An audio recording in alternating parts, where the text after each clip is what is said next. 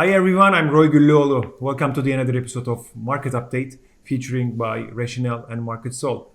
We started the week with President Joe Biden's announcement that he will not seek for a presidential run for the second term, and he has endorsed Vice President Kamala Harris as the Democrat nominee.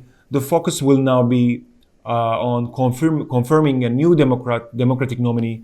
People will be watching if the policies of new nominee will be different from Biden's, and how that might affect the markets, and if this new nominee has a better chance of beating former President Trump in November.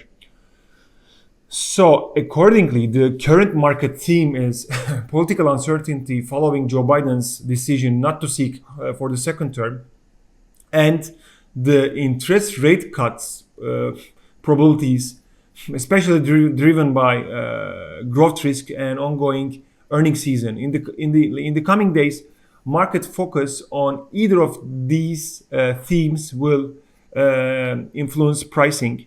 So before we dive into the potential impact of these two themes, let's say, like one is political uncertainty, one is interest rate cuts narrative.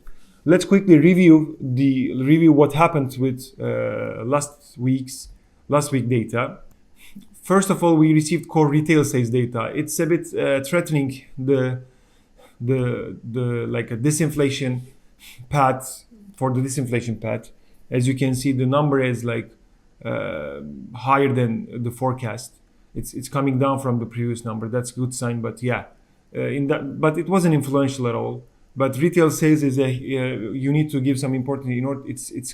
It gives some hints about the current the inflation number. That's why it's important. On the UK and EU side, we received CPI numbers, and it seems like they are a bit stickier than it's expected. As you can see, the forecast number is 1.9, and the actual number is 2% for UK, and EU case, the forecast and the actual number is 2.5%. I mean, it's not that bad. At least, if you compare to the previous number, you can see that it's coming down. But considering the latest US CPI, there was a huge change, and we didn't see that much change on the UK and EU side. So on Thursday, last Thursday, the ECB, there was an ECB meeting, and they kept interest rate unchanged. While they left the door open for rate cuts in September. It will depend on data as usual. After the meeting, there were rumors about potential rate cuts by the end of the year. Apart from that, we received Philadelphia Fed Manufacturing Index. Surprisingly, we received really high numbers. As you can see, the forecast was 2.7, the previous number 1.3, and the actual number is 13.9. Philly Manufacturing Index gives some hints about economic activity. That's why it's important. And seeing a good number on this side is a bit unexpected, considering the recent data flow suggesting the economy is deteriorating, as I mentioned in our previous video of market updates. And also on Friday, we received the UK retail sales number. As you can see, it's coming down. It's a good sign on inflation that disinflation path is going well.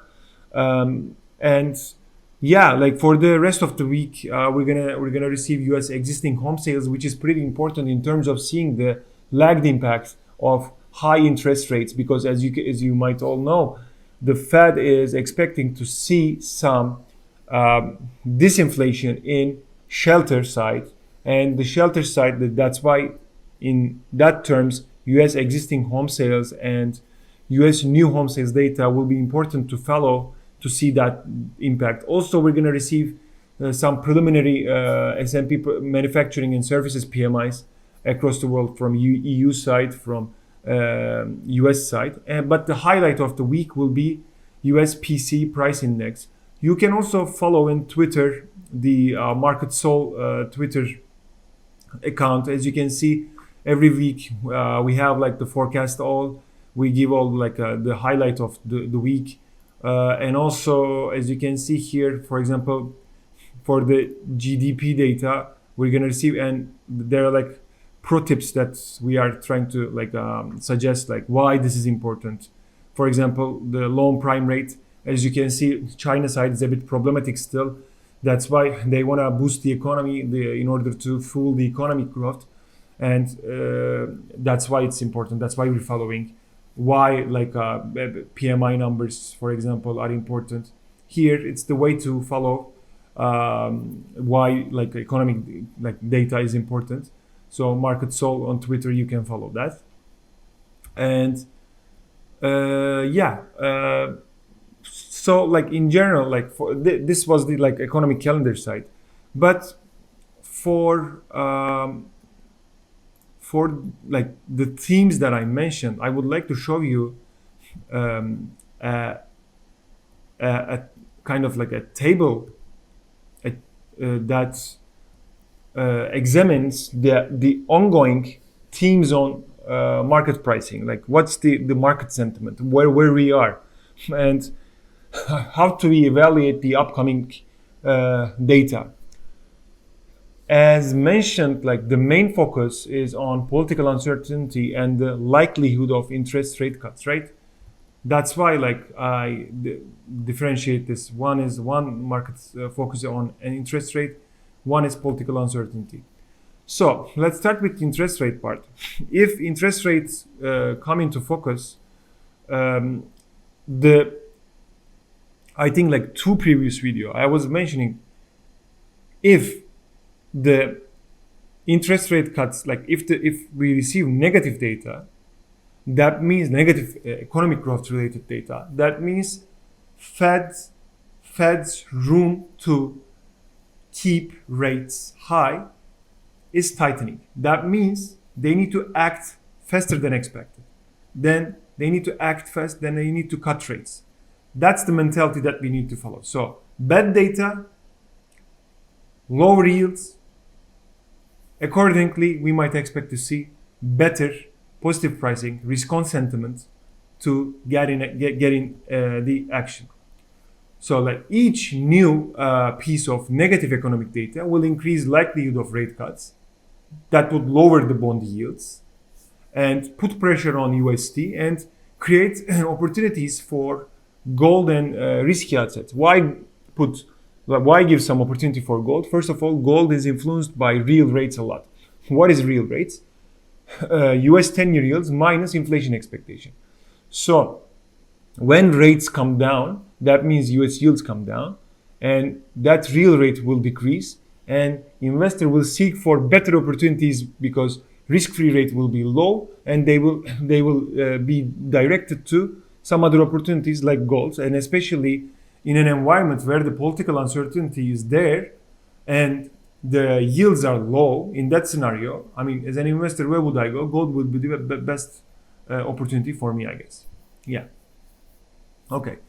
Let's come to the second part, the political uncertainty part. In the political uncertainty part, there are two scenarios. First of all, Trump version 2.0 might start. And the second one, if depending on the new Democratic nominee, who's going to win? That's the issue. And that will bring some uncertainty. So first of all, let's start with Trump version 2. Lately, I've seen a lot of reports going on about potential Trump trade. And what I understand, in general, it's twofold actually. There are two options. First of all, discussing the Trump trade, actions it's expected to see some actions like tax cuts, and tariffs could increase that. I mean, those are going to come, and that would increase the deficit and inflation accordingly.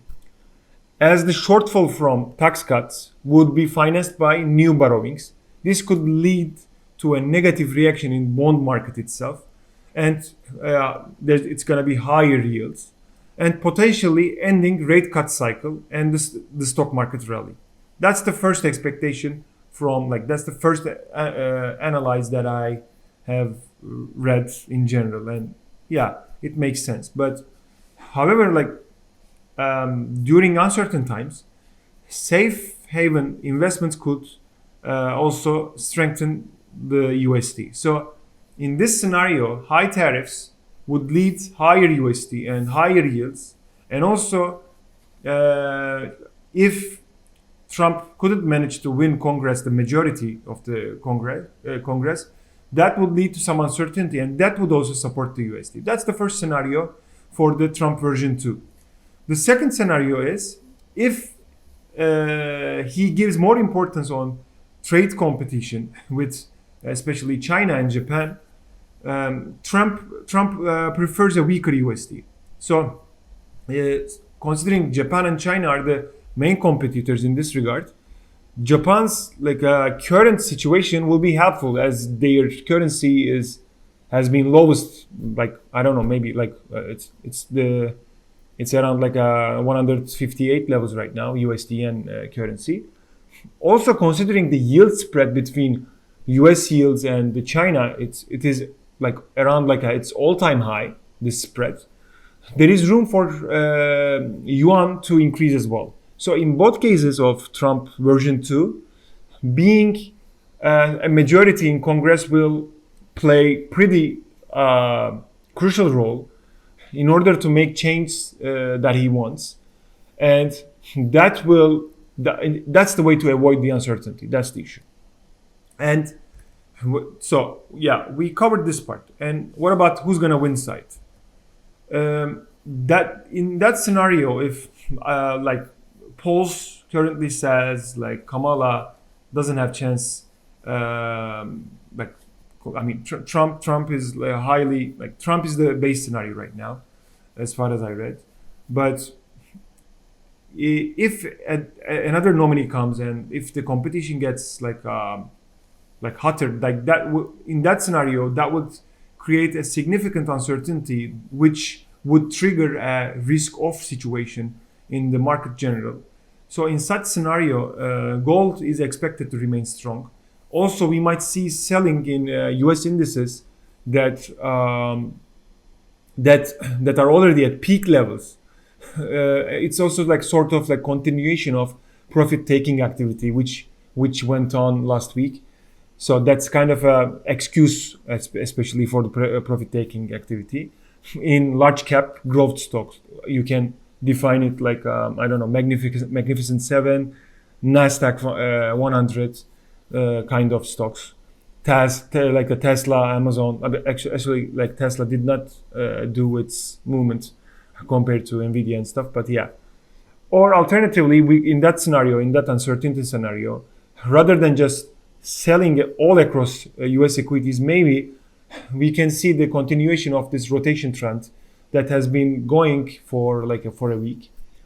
And yeah, at least this week until we receive the PCE data on Friday, we might see precious metals holding their value at least, and we might see some reaction in USD, which has weakened after the last inflation data. I still believe that inflation rate cuts are the main focus of the market right now, rather than the election. So because we have still plenty of time up until the election, plus Trump trade scenarios might be different because in Trump version 1, it was a Yellen, Fed president was Janet Yellen, I guess. It was the economy was in expansionary phase.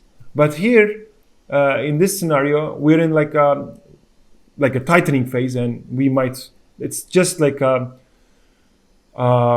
There's a potential switch from tightened monetary policy to expansionary policy. So the case is different. It's so difficult to forecast such situation. In such an environment, generally, what I do is to first of all trust Fed's independence from politics and focus on macroeconomic data that could lead to rate cuts, and plus my trade decision would be based on for sure technically.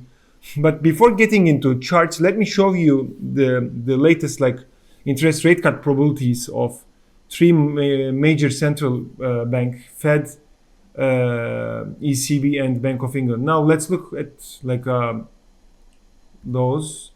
Let me show you quickly. Here, the first one is Fed. As you can see, The last meeting is 18th of December. As you can see, the pricing is 2.4 rate cuts. That means like two rate cut is certain right now for the case of Fed. So ECB here, as you can see, the last meeting is 12th of the December, and one rate cut is certain, and the second rate cut is 80%. It's not certain yet. So we might expect to see two rate cut as the second rate cut is higher than 50%.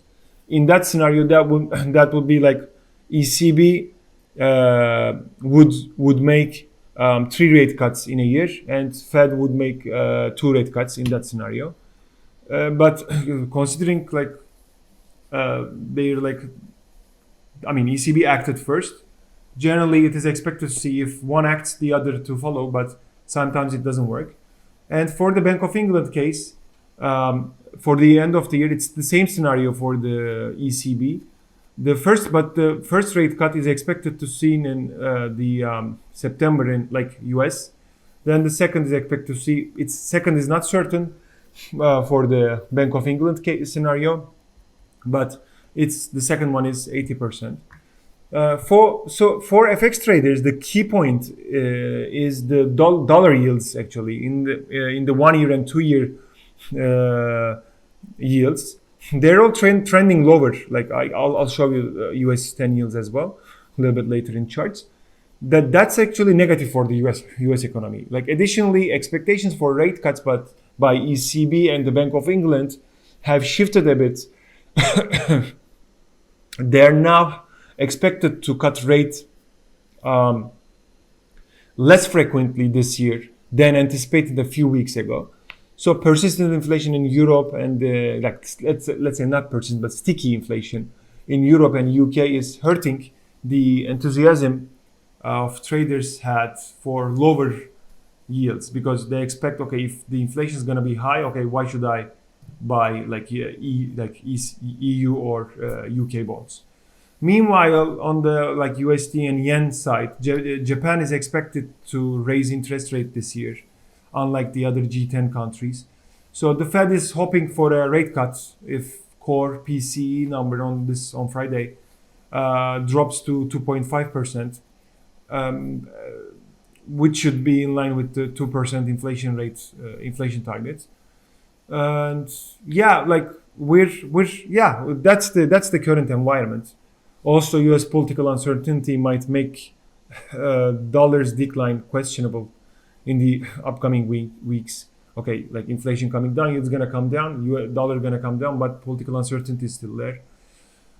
So yeah, it's better to check. Go to like examine some charts, and let's do some technical analysis on that side. So let's start with first of all, let me show you U.S. 2-year yields, how they're coming down, especially after the US inflation number. As you can see, this movement.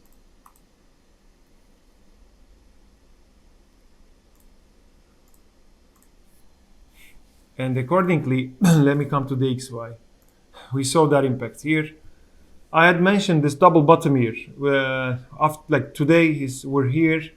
Last week with the political uncertainty, last 2 days, the price had broken down the 200-day moving average at this red line, but now it's pulling back to this 200-day moving average, the XY. I'm following this current like a support level if it's gonna hold or if it's gonna come down.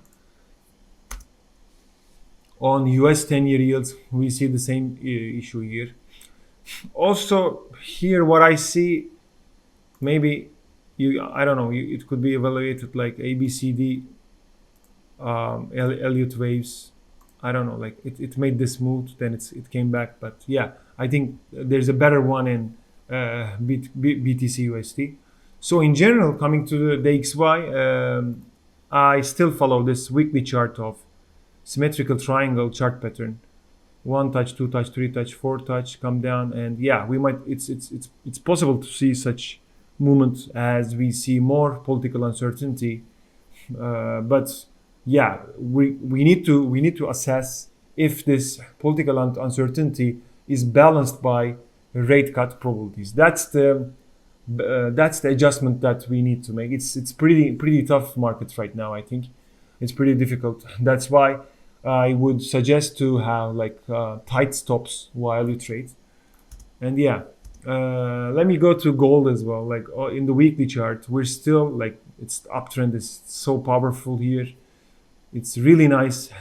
I don't know if you want to call cup with handle here, or I would call like, I don't know, a head and shoulder continuation chart pattern. It's moving really good. On the daily chart, there's a really nice rectangle, fake breakout, and currently the price is testing the short-term moving average of 21-day, and it's close to 50-day moving average. But I think this level of, let's say, 2390 levels would play like a support role. Like it might act as a support role, because to be honest, like if rate cuts probabilities increase, plus if we see political uncertainty, what would you buy?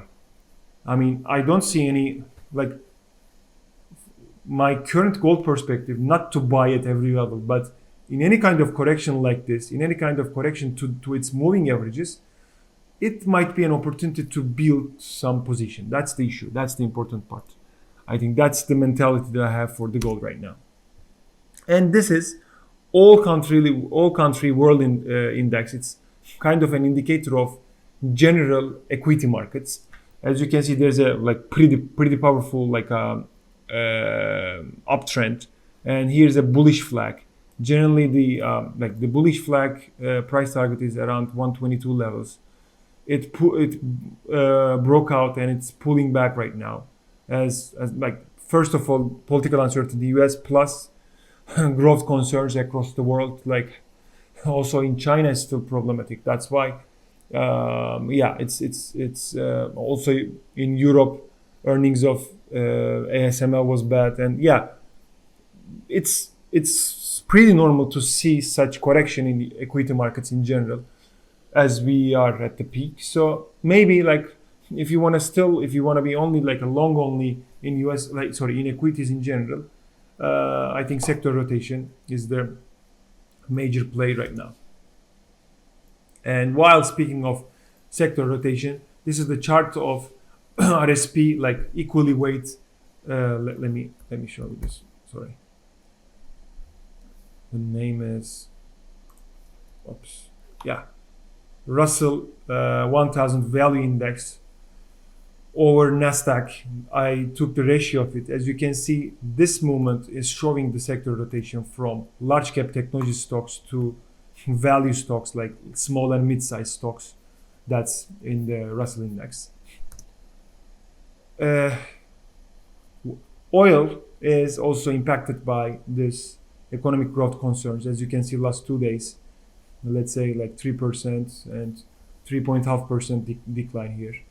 Here I'm following this weekly. In the weekly chart, there's a really nice symmetrical triangle after a downtrend, and it might act as a reversal or it might act as a continuation. So it might go both directions. And yeah, as you can see, now we're losing the 200-day moving averages. It's coming down. It's coming under the all like a 20-day, 50-day, and 200-day moving averages. As we see more deterioration in economic activity in general. But to be honest, like to see a rate cut, it was like rate cut in China.